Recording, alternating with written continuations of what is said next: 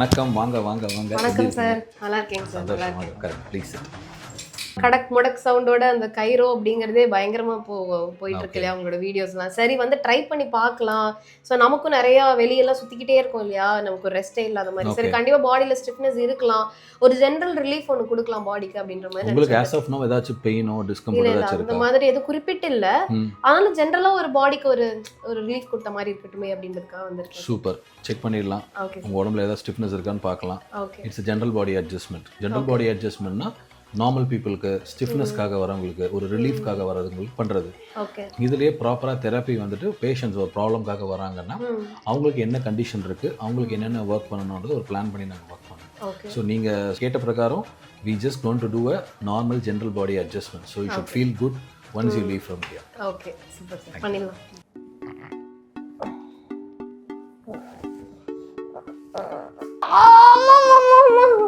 அவ்வளோ வலி இருக்கா? இந்த பக்கம் வலியே இல்லைன்னு சொன்னீங்க, எங்க தொட்டாலும் கத்துறீங்க. நானா இங்க பாருங்க, சுண்டு வரல. நான் என்ன பாகுபலியா? சுண்டு வரல பாகுபலி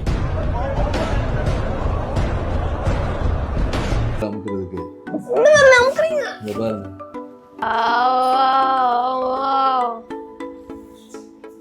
ஆமா வேணாம் வேணாம் வேணாம்.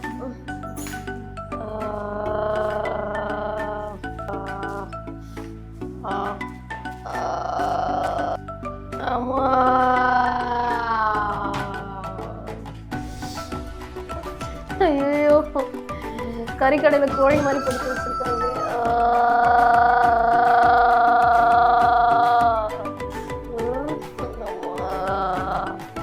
நல்லா ரிலீஃபா இருக்கு.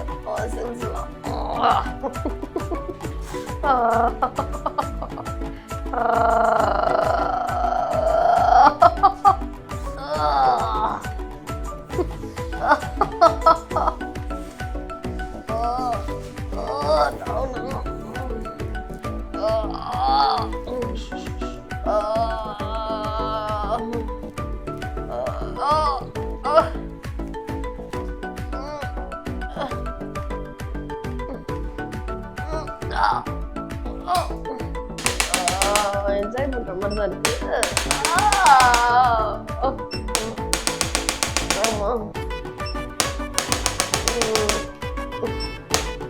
நல்லா தான் சார் இருக்கு. ஸ்டேப்லர் அடிக்கிற மாதிரி.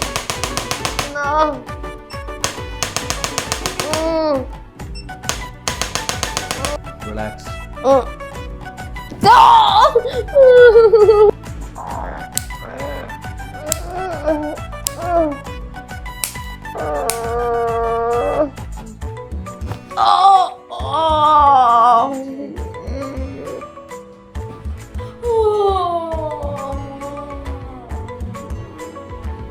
Looser, full loose, loose.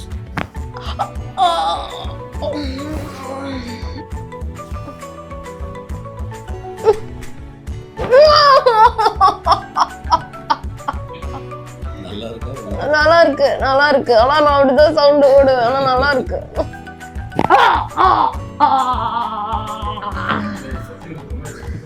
நல்லா இருக்கு, நல்லா இருக்கு.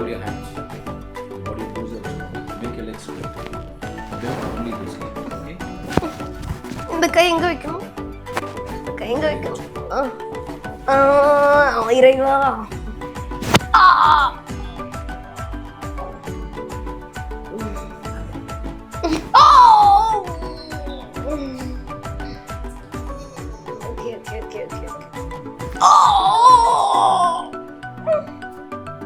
How do you feel?